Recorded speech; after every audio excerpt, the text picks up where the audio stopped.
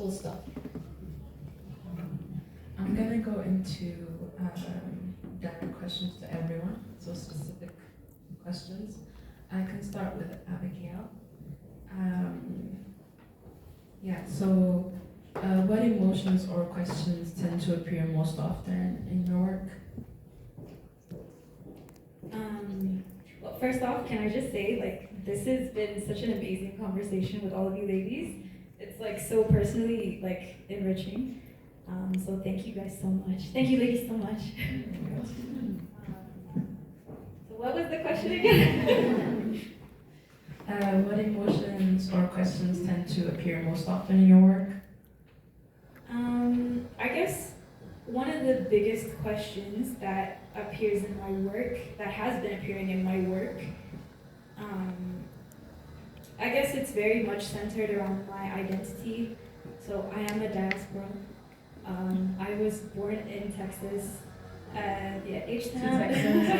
I was born in Texas. I grew up here, but then I went to the States for university. So I lived there for university, and then a few years after that. So I've always been a bit like, where is home? Where do I belong? Why am I not fluent in Amarinya? So it's always questions about belonging and home and what it means to kind of be in an in-between space, and being torn between different places, but at the same time being a bit like all-encompassing. So I'm not just torn, I'm both. Okay. Yeah. So identity and being diaspora. I think that reminds me of a quote from this graphic novel Persepolis. There's a part that I really like. The main protagonist, she moved to Austria from Iran when she was a kid to pursue higher education. And when she came back, she says something along the lines of, I feel like I'm an Iranian in Austria and an Austrian in Iran. And I think about that quote often when it comes to identity and being split between different worlds. That's very interesting. Yeah. I mean, like, being here and being called Ferenc is such an experience. And then going to the States and being like, oh my god, your English is so good, is also an experience. So where can I be? Where can I just be? But I create that space for myself with my work. Yeah. I mean, we like that so much. Okay, so let's go I'm gonna do random questions to keep everyone on their toes. Is there a subject or a story you feel compelled to document again and again and again, and why? I think in my experience, everyone wants to escape reality, go to La La Land, always. And the best thing about being a filmmaker is being able to say those things, like the ones in between cracks. You don't know, you can't say it, you can't quite pin down what it is about. So in those spaces, what I've realized is there are so much things we carry. There are so many things we carry. We carry pain, we carry different opposite emotions. I want to explore that, especially with us women, because we haven't had the stage in a while. I don't think we've had the stage for centuries, even more. So I want to explore all ages and all experiences that women have and carry in their body, in their emotions, and what they say and what they don't say. So yeah. Thank you. We've been talking for a minute, so I might skip a few questions. My next question is for Betel. As an art director, how do you protect your creative vision while collaborating with others?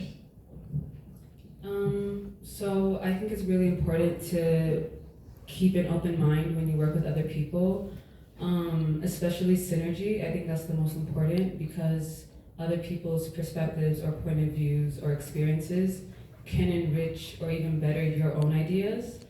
At the same time though, I strongly believe in keeping your boundaries and artistic integrity. So even if the pay is really good, or if you just feel like something isn't right, or this kind of compromises your values, especially as an artist, being able to be courageous enough to say no, you know, even if this is something that could take you to a completely different level career-wise.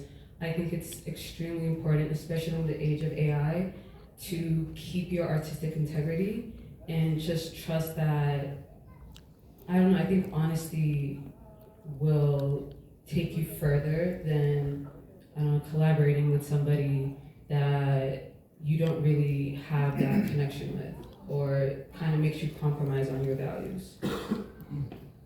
Thank you. I do agree. It's a question for you. In your personal experience and perspective, what makes an art gallery more than just a place you hang art? It's a nice question for me because, as I told you, Kadim, there is not any white wall in my gallery. It's not because I hate or I disrespect. Don't think that the other galleries. What's the idea of that? At the end of the day, an art piece, where does it end up? In the house of someone, at home. So I've been inspired by this message that my husband used to say when he sell an art. He doesn't say that I sold it. He said like, my art has found a new home. So the idea with Blue Studio, Blue is in French, that's Asatu. With Blue Studio is to create this homey vibe. So it's not a standard gallery anyway. No white walls, no empty space. It is rich. It has content. So the idea is we are two artists with my husband. So it's not a gallery of investors or people that they have the capital. It's the opposite. We are here people with a bunch of passion and willing to do something for the community, for our community. So I think the fact that the foundation of Blue Studio is like the house of two artists. So we wanted to keep that. So I can't just welcome anybody in my house, first of all. Second, in my house, art and craft are somehow curated, collected to the like art pieces or small craft unique pieces, they merge, they bridge in my house. So why don't I just bring back that kind of energy in a public space? This is really common, like in France, it's called like third space. It's more convenient to call that Blue Studio. It has the gallery standard, of course, because we care and we have standards. So standards, I stand for a gallery. But at the same time, it needs, first of all, a bold statement, especially when it's launched by artists. Because, you know, everybody knows you from the art community, in the art community. It looks like when you open a gallery, you become a little bit something else. Might create confusions. So you have to put those standards. You have to show up your statement, your bold position as you got, because you've been thinking about that for so long. It wasn't just by magic. So for gallery, in Addis Ababa, it's a little bit complicated. Yet I feel like it's a little bit complicated because I feel like the artists and the art community needs more guidance before getting spaces. Because when you have spaces, galleries, institutional galleries and private galleries, you can't just approach them as an artist in the same way. So Nyaga, there is this homey vibe. We always do also to do different events during an exhibition to make it dynamic and alive.